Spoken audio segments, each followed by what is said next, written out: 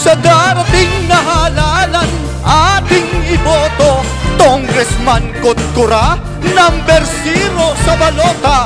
Una ang negosyo, bago ang serbisyo.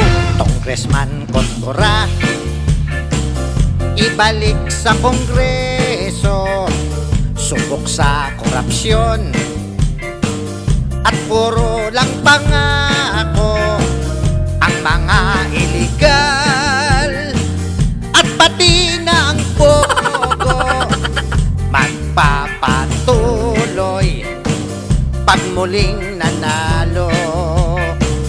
Ito'y protection ko sa aking mga negosyo.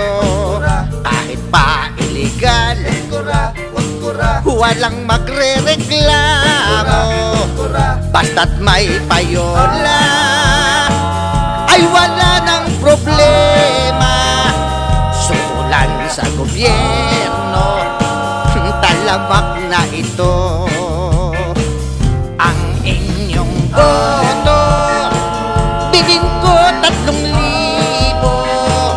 Kung yan ay kulang, gawin kong 5,000. Basta't manalo, lahat ay gagawin ko.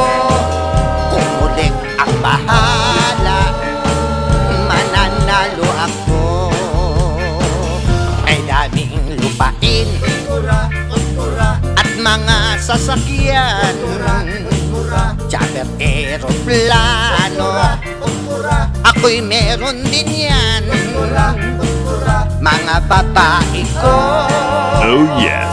buhay ay magarbo, lahat ay may bahay, ang iba'y may barko.